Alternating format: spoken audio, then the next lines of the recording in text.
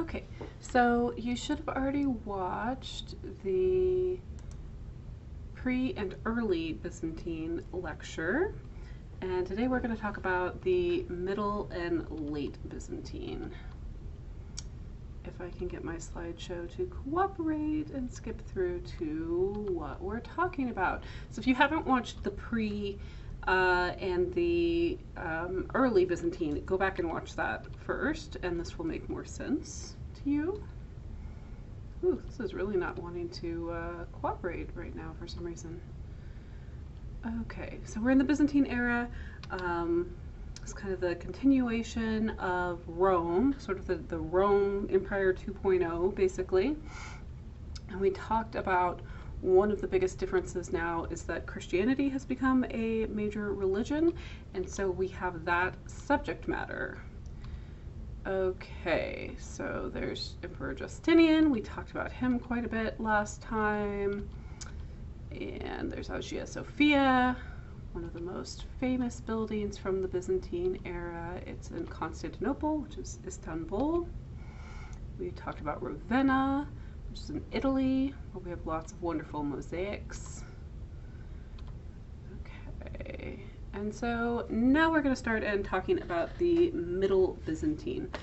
So when we left off last time, I was talking about the iconoclasm, right? So Emperor Leo III is in charge of the Byzantine Empire, and he is not doing very well on the battlefield. So all kinds of conquests are eating into his territory, into his empire, and he's kind of failing. And so he decides that the reason he's failing is because God is angry at him. So there's a group of people called the iconoclasts who believe that because the second commandment from the Old Testament or the Torah or the early books of the Quran, depending on which perspective you're going from, but basically in the Old Testament, Exodus, Moses brings the commandments down from Mount Sinai, and the second commandment is about not making graven images. And so Leo III starts listening to the iconoclasts and decides that the reason he's not doing well as a leader is because God is angry because of all these icons, because of all these images of holy figures. So he actually makes it illegal. He bans the production of holy images throughout the Byzantine Empire. So, like lots of things in history, when something swings really far one way, there's usually a response that swings it back the other. So in the Middle Byzantine, we have what's called the anti-iconoclasm. And remember, iconoclast means breaker of images, whereas an iconophile is someone who is a lover of images, who loves images. So we have this anti-iconoclasm. And here, the argument is that since God made man in his image, according to the holy books, then basically that means that God is making images of holy figures of himself, of making Christ in his own image, making people in his own image. So the argument becomes, then are you saying God made a mistake when he did that? Is that considered, are you challenging God's right to make images of himself? And so it becomes kind of actually the iconoclasm is the blasphemous thing, not the making of images. And two of the important people making this argument are Empress Irene in 780, she makes this argument, and then following her, Empress Theodora, not Justinian's Theodora, in 843 makes the same argument, and they decide that the iconoclasm is heresy, and people who preach that belief, the iconoclasts, are heretics, and that is punishable by exile or death. So it becomes back the other way. Now it's illegal to be critical of the making of holy images, which is kind of interesting. Okay, so let's see what the result of this switch is. Well, one of the things is we see a lot more art production happening now that it's okay to make these icons and these mosaics again. So as you know, as we talked about last time, in the Byzantine Empire, though they consider themselves the continuation of the Roman Empire, they don't speak Latin, they speak Greek. So some of our specific vocabulary words in this module are going to be in Greek. And one of them is Theotokos. So you can see it on the slide there. The word Theotokos means the Madonna or the Virgin Mary. So if you see Theotokos, that's the Virgin Mary, the mother of Christ is who that refers to. And this is a really common subject matter for works of art at this time. So this is quite a large version of the Theotokos and Child enthroned. This is a mosaic, and it's in the apse of Hagia Sophia. So Hagia Sophia has already been built, but later artworks continue to be added to it. This is, of course, in Constantinople. So this is dedicated in 863, and this is 16 feet tall. So think about that for a minute. This is extremely large, so it's kind of a big proclamation that the iconoclasm is over. We're back to making images that are holy. It's commissioned by Emperor Basil I, and he kind of regards himself as the restorer of the Roman Empire. And he actually has an inscription at the bottom of this that says, "Pious emperors," which are the Macedonians, which is his dynasty, "replace the mosaic impostors," which he's referring to the iconoclasts, "destroyed." And so this huge mosaic really puts a nail in the coffin. It marks the end of the iconoclasm. Okay, now we've been talking the whole time, we've been talking about the Byzantine because Christianity is new in this era, so there's some debate about how Christ should be portrayed, and we've been sort of in the notes collecting different ways Christ has been portrayed. The Chi-Rho symbol, the Good Shepherd, whether he's young and ages, whether he is on the cross, all these different kinds of images of Jesus. Well, here's another one with another vocabulary word to add for you. So this is Christ as Panto Crater. Panto Crater is another Greek word. So pan, we recognize, right? Like from the pantheon, that means everything, right? So the Panto Crater is the ruler of all. So this is when you see Christ looking sort of stern like this. He looks more stern. He's not as approachable and friendly as the kind of younger Good Shepherd version of Christ. And part of the reason is because this Panto Crater version of Christ is often the sort of persona put on when he's being portrayed as the last judge. So in the second coming that's talked about in Revelations, Christ judges the souls and who's good and who's bad and all that kind of thing. So this is another image that we have. You'll notice that this is in Greece. Greece is part of the Byzantine Empire. So we have this. We also see, this is also in Daphne, Greece, we see some more development in terms of the different kind of iconography regarding how Christ is portrayed at different times in his life. So this is a crucifixion scene. This becomes an extremely common subject matter for artworks from here on out. And this is really taking from the Gospel of John. So the four Gospels all describe the Passion of Christ, the crucifixion of Christ. John has the longest description, the most detailed description. And so here, this is kind of sets a template for what this is going to look like. So we have Christ, he's mature, he has a beard, he usually has longer hair, he's nailed to the cross. You can see the stigmata, the nails in his hands and feet. Oftentimes there's a skull. The skull represents a few things. One is death, triumph over death, the fact that he's in the setting where he is being crucified alongside these criminals, so this is a place of execution. You often see his mother, the Virgin Mary. You sometimes see one of the apostles. Here we have John, because this is taking, the details in it are taken from his telling of the Passion. You'll notice from the spear wound in his side, we have both blood and water coming out. That's something that's in the description in John's account. You also see, he doesn't have the crown of thorns here. That's something that we see a little later, but he does still have his cruciform halo, right, denoting that this is the Christ. We also see Mary wearing blue, which that becomes a color that's very much associated with the Virgin Mary. Okay, so now we're going to talk about kind of an interesting historical character. You know that I like those. So this person on the right, to my right of Christ, is Empress Zoe Porphyrogenita. Her last name is very complicated in Greek. It means born to purple. So if you remember when we were looking at those mosaics in Ravenna of Justinian and Theodora, the emperor and empress, they were wearing purple where everyone else was wearing white. So being born to purple means being born to be royal, born to rule, basically. So she's born in 978, and she's the daughter of Constantine VIII. So he's an emperor, and she's not allowed to marry until right before her dad dies in 1028, and he wants her to marry Romanos III because he wants Romanos III to succeed him as the emperor. So he says, okay, Zoe, daughter of mine, you're going to marry this guy that I choose for my successor. She's not super into it. She did not love Romanos III. She did not want to marry him. She falls in love with someone else. She falls in love with someone named Michael the Fourth, and so she has to get rid of this other husband, so she drowns him. She drowns him in the bathtub.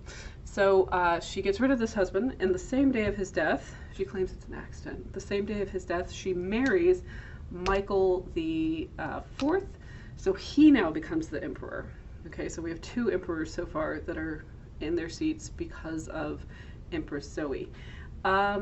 Then, after she's married to Michael, they decide to adopt a son, and they name him Michael V after his dad, and then he succeeds his father when his father dies, and he decides that his mom is trying to exercise too much control over him and over the empire. He doesn't like how much influence she seems to have, so he exiles her and sends her off to be a nun in a convent. She doesn't like that. She gets out of the nunnery and she returns to Constantinople, and she raises a force of people who believe that her son is not the true emperor and side with her, and she deposes her son, so gets rid of him, gets him off the throne, and then she rules as Empress Zoe. She rules as herself in her own name for several years, and then she marries Constantine IX Monomachos, and so he becomes the new emperor. And so one of the things about Empress Zoe is she was a big patron of the arts, and she wanted people to know this, so she supported the building of lots of churches, she supported lots of artworks, and what I think is super interesting about this one, so this is a mosaic that's in Hagia Sophia, so she has herself there, and then there's Christ, and then you might notice the name above the emperor there's a little bit of damage there, and you may notice that his head has a little bit of damage around it and looks a little bit off from the rest of his body. Well, that is because she had this image redone every time she got rid of a husband and got remarried. So she was switching off their heads in this mosaic, which I don't know, it's kind of funny to me. I don't know why. It's really horrible. You shouldn't murder husbands, obviously, but something about like her sending this poor artist back to chip off the face of the guy and redo it every time is kind of funny to me. Okay. So we know that because this portrait dates back to her first husband, Romanos, but the name and everything is her last husband. So, okay, let's look at this. So we have Christ between Constantine IX Monomachos and Empress Zoe, and that's in Hagia Sophia, as I said. So 4 emperors owe their reign to marrying or being adopted by Zoe, and the emperor holds a purse showing his donations, his generous donations to the church, and the inscription on the scroll that she is holding says Pious Emperor and King of the Romans and Pious Empress. So she still wants to be seen as pious, devoted, virtuous, even though she keeps murdering husbands. And the portrait, like I said, was updated twice with new faces and names, which is kind of funny. Okay, now we're gonna hop from Constantinople over to Venice. Venice is in Italy. And so we have this really fabulous cathedral, San Marco in Venice, and Venice is kind of keyed in a little more with the Byzantine kind of styles, kind of like Ravenna, more so than some of the rest of Italy. So in 976, there's a fire, and it destroys this building that had been a martyrium and palace chapel. So this was like kind of a shrine to the martyrdom of San Marco, of Saint Mark. Mark is again one of the 4 apostles, and so they had gotten his bones, his holy relics, from Alexandria in Egypt, and so the city of Venice had been kind of in charge of protecting these things. So since this shrine is destroyed in 976, in 1063, Doge Domenico Constarini starts the construction of this cathedral. Doge is a word we now associate with the like internet word for dog, basically D-O-G-E. Doge also and originally refers to the rulers of Venice, are called doges. Okay, so we have this pretty magnificent cathedral. The inside is unbelievable. It's one of the most incredible looking places I have ever been. It's a cruciform plan, so it's in the shape of a cross, and it has a central dome over the crossing, and it also has domes over all four arms. So it's kind of like a dome in the middle and then dome on each piece of the cross that goes out from the plan. And the central dome is 80 feet high, and it's 42 feet in diameter, so quite large. And inside this space, it's just incredible when you go into it. It's really hard to capture in an image. There are 40,000 square feet of mosaics, which is crazy. That's just a ton of mosaics. It's also really incredible when you're in there walking through, because Venice is sinking, so the floor has settled weirdly over the years, so the floor kind of goes like this. It's kind of wavy. You sort of have to look down every once in a while so you don't trip and fall on your face. So we have this pretty fantastic Byzantine architectural example that is in Venice, Italy. This is just a close-up of one of those mosaics. This is the Last Supper, which becomes quite a famous subject matter, particularly in the Renaissance. This is one of the earlier depictions of the Last Supper. Okay, let's talk about the Harborville triptych. So, post-iconoclasm, when we're in the anti-iconoclasm, personal devotional objects and paintings, icons become really popular again. And you can have a little painted icon, but if you're really wealthy, you can have a carved little icon like this made out of ivory. These were very, very expensive objects. It's like a little portable shrine. And this one we have John the Baptist and Mary on either side praying to Christ who's enthroned, who's giving his blessing sign with his hands and is holding the Bible in the other hand.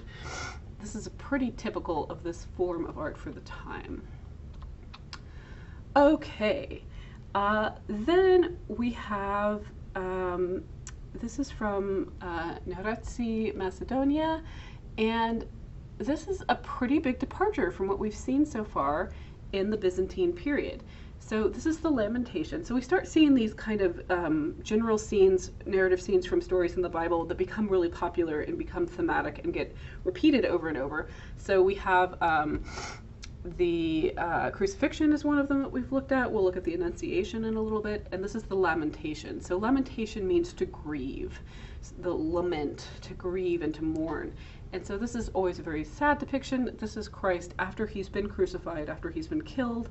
He's off of the cross, and that is his mother Mary holding him and crying, and that is one of the disciples also crying. Usually it's John. And so it's this very sad scene that's full of pathos and full of emotional. So we see a return of emotional content here, which is different because we've had these really stiff kind of blank-faced people throughout the Byzantine, right? So this, we see emotional content is back. The other really striking thing about this is it's not a mosaic, but it also, look at the background. It's very different from anything we've seen in a while. We have a landscape in the background. We have a return to an interest in naturalism. Instead of just being suspended in this abstract field of gold, we have this interest of being grounded in a relatable, kind of more real setting, which is very interesting. Okay. And so we see a continuation of this interest in the natural and interest in this sort of Hellenistic idea of the natural world and of grounding these important religious figures in something that's actually relatable instead of this very abstract kind of gold background. So this is the Paris Psalter. And here, again, it's sort of reasserting this artistic interest, the artistic values of the Greek and Roman past, the Hellenistic naturalism. We have David here. David, of course, from the Old Testament, famous for slaying Goliath. He's a big figure in the Renaissance. We'll see him a lot if you take art history too. But he's here composing the Psalms, which are musical, can be played as music. And we see him here, and he has a harp, he has all these animals in harmony because of the beauty of the music. And here we have a melody looking over his shoulder, and Echo in the background. So this woman is Melody, this woman is Echo. They're both there. And this is this idea that we saw with the Greeks and Romans, where it was like the personification of an idea. We saw the personification of peace, that kind of thing. So these are allegorical figures, which we haven't seen in combination with Christian depictions yet. So we start seeing allegorical figures, which is just like, this is Echo, this is Melody, this is Virtue, this kind of thing, but being shown as a woman, being shown as a person. So this is when we first start seeing the introduction of allegorical figures into Christian art, and that continues, and usually in later times they tend to be there. If it's an allegorical painting, it's going to teach you something. It's there to teach you a lesson or a virtue or something like this. Okay, then we have the Virgin of Compassion. So this is also called the Vladimir Virgin, and this again is showing the return of icons, these smaller painted icons.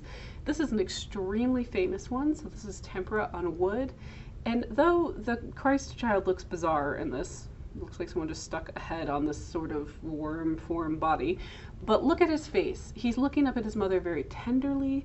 She's looking down tenderly. She looks sort of sad because she knows in the future her son is going to be killed and all of this. So we have the return of emotion. And this isn't just in things like the Lamentation that we looked at, but we see it in these personal icons as well. So we have this contemplation of death and this kind of sadness, this emotional kind of composition. Okay, late Byzantine. And so another thing that becomes pretty popular in terms of depiction is this theme. Can you tell what's happening here? We have Christ in the middle, then we have these two figures. What are they doing? Well, Christ is pulling them up out of their tombs, okay? So this is the idea of Christ the Redeemer. So along with Panto Crater and Shepherd and these other depictions, this is another way that Christ is depicted pretty often and kind of popularly. So this is him in his resurrection, and he's returning back to redeem mankind, to save mankind through his resurrection. And he is literally pulling these figures out of his tombs. I'll give you a second to guess who these two figures are. They're representing all of mankind being redeemed. They're also the ones who tend to represent the fall, and so he's pulling them up to show that they are redeemed. It's Adam and Eve. So we're not used to seeing Adam and Eve depicted as old, right? We tend to see them as younger, nude people. Sometimes there's fig leaves. So this is because Adam and Eve represent the fall of man. For a redeemer of man, Christ, he's now pulling the representatives of the fall of man out of their tombs and helping them escape death and live forever because he died, and all of the kind of Christian ideas, right? This particular kind of thing is called an Anastasis, and that's a depiction of the resurrection. It's also in Paraclesion, which is the side chapel location. And so we see this theme of redemption. We see this becomes a very popular thematic thing in depictions of Christ. And again, even though this is something kind of abstract happening, we still have a little bit of grounding in terms of we have tombs that are observing perspective. We have a blue sky background instead of the totally abstract gold. Okay, and another way that Christ is depicted is as the Saviour of Souls. So this is Christ the Redeemer, where he's physically pulling people out of their tombs. A kind of simplified version of that, used a lot for these little icons, is Christ as the Saviour of Souls. So he's holding the book, the Bible, which is the way to redemption, right? And then he has his fingers in this kind of blessing symbol. So this is showing him as the Saviour of Souls, but not in quite so literal of a pulling people out of their graves way. And this becomes pretty standard. We also see a lot of this where we have a painted icon figure like this. So it's painted in tempera paint on linen that is attached to wood. And then there's precious metal work done over it to kind of accent it. So we have this abstract hammered silver over it. This is another scene that becomes quite popular that we see a lot from here on out. So this is the Annunciation. This is also something that's very popular in the Renaissance. The Annunciation is where the angel Gabriel comes to tell Mary, the Virgin Mary, that she is pregnant and that she is going to be the mother of God. And so this is a very kind of key moment for Christians, right? And it gets depicted quite a lot. So this is a piece, it's tempera on linen on wood, so it's a small icon that was saved. This church, there's a lot of typos here, I apologize for that. This church has been largely destroyed on the interior. There's a lot of damage to the frescoes, but we do still have this icon which is in pretty great shape. And this becomes kind of a template for the way the Annunciation will be displayed for many years to come. Okay, the last thing we're going to look at is this work by Andrei Rublev. So we start to, at this point, see a return of famous artists, so name recognition with artists. So Andrei Rublev was a famous icon painter. So this is a painting of 3 angels that he did.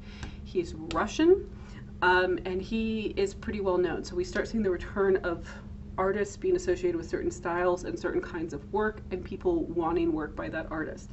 The other thing significant about this is that he is Russian, okay? So Constantinople falls in 1453, and that marks the end of the Byzantine era. And after the fall of Constantinople, which falls to the Ottoman Turks, and then we have the Ottoman Empire, which we're going to talk about next, Russia kind of sees itself as the last standing bit of the Roman Empire. So sometimes it's called the Third Roman Empire. So we have Roman Empire, then we have Byzantine, and then we have the Russian Empire with the Eastern Orthodox religion, very similar to the Byzantine version of Christianity. And we have czars. The word czar comes from the word Caesar, like leaders in Rome. So we have this interesting kind of historical continuation of some of these ideas about conquest in the Roman Empire and this kind of thing.